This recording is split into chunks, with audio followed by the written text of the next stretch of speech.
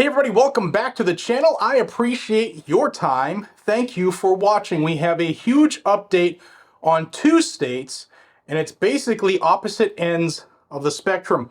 One is looking to pass constitutional carry, and the other one is looking to put their citizens back into the dark ages and take away their ability to protect themselves. Let's start in South Carolina. The race to be the next state for constitutional carry is going on between South Carolina and Louisiana. South Carolina, you may remember, I did a video, I'll post it above. The House passed the constitutional carry bill. It went over to the Senate. The Senate put an amendment on it that basically destroyed constitutional carry, would actually give you bigger fines and sentences if you were actually concealing a gun without a permit, even though there was a constitutional carry bill. It's BS. And a bunch of us in the community, drove South Carolina residents to contact their House representatives to say, strip that amendment, strip it out. We want clean constitutional carry passed. It's working. You all contacting them, they're hearing you. For those who say, I don't want to call them, it's not worth the time, let me show you this. This is from the South Carolina House Majority Leader, David Hoyt. He said, and I quote, "While I respect the intentions and efforts of the Senate, the House Republican caucus remains united in our decision to non-concur with the Senate's changes. We will return a clean version of the Constitutional Carry Second Amendment Preservation Act to the Senate next week, the exact version that was overwhelmingly passed by the House last year. Our dedication to protecting the Second Amendment rights of law-abiding citizens remains steadfast. It is our firm belief that this bill, in its original form, best reflects the fundamental rights and freedoms of our constituents." That's only because you all have been blowing up their phone lines, emailing them, reaching out on their social medias, and I'm going to tell you to continue that day or night, Monday through Sunday night into Monday. Keep doing it. Don't care if you've reached out once already, do it again.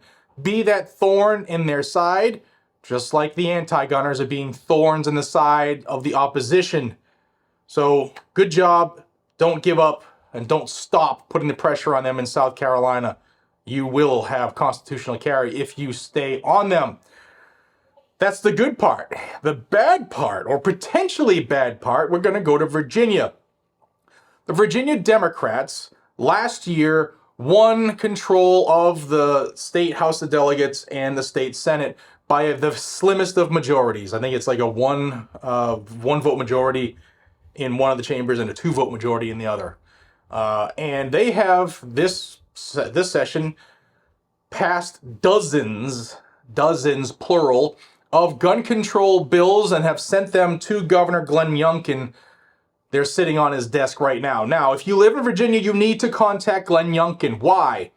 Because he has not said whether he will veto these or not. And I'm going to tell you about some pressure, an attaboy, a quid pro quo, if you will, that the Democrats might be dangling in front of the governor. First off, I'm going to tell you a couple of the bills that are sitting on his desk. Like I said, there are dozens, and I'm going to tell you a couple. 5-day waiting period, a ban on ghost guns, a $500 fine if you leave a firearm unattended and visible in your car and then it is stolen subsequently.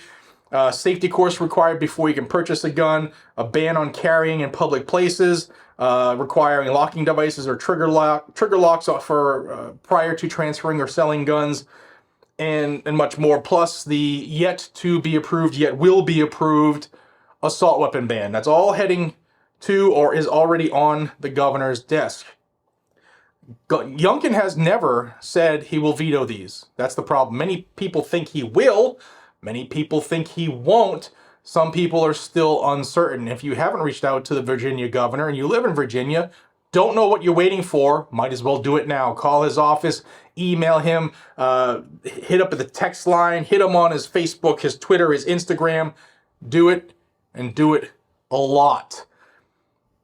Yes, if he does veto this, the Democrats don't have enough to override his vetoes. He hasn't said if he's going to override it. He has gone on record saying that he thinks that Virginia already has some of the toughest gun laws, but that doesn't say, hey, we don't need any more, or I'm going to veto these. And here is the carrot that the Democrats may be dangling behind closed doors, is that Youngkin is trying to get them, because they have the majority, he's trying to get them to pass a $2 billion arena so that they can lure the NBA's Washington Wizards and the NHL's Washington Capitals to Northern Virginia, which would increase revenue and all that stuff, even though the NHL and the NBA and Major League Baseball and the NFL and the NCAA and Major League Soccer and NASCAR are all part of the letter that I showed you yesterday asking Congress to violate the Constitution and ban some guns. So if you haven't seen that video, check that. But yes, you need to put pressure on your governor. If they decide to strong-arm him saying, listen, if you don't pass at least this one or that one, probably the assault weapon ban, then we're not going to pass your arena deal. That could be very dangerous. Very dangerous. So reach out and tell them that, especially if you live in Virginia. Guys and gals, I hope that you take action. When you are taking action, look at South Carolina. It's working. You're getting your elected officials to represent the demands, the beliefs, and the desires of a majority of their constituents. That's what representation's all about. Thank you for your time. I hope you have a phenomenal day. Get out there, be part of the fix of the problem. Don't sit back and let others do it. Be part of it. 2024 is all about getting involved. Solidarity, my friends. Till we see each other again, be safe, stay vigilant, carry a gun. It's your right. Doesn't matter what anybody else thinks. Our rights are our rights, and they supersede feelings. You are your own first responder. Always remember that. I'll see you all in the next one. Subscribe to the channel if you want some more hard-hitting facts about the Second Amendment in an area near you. Take care.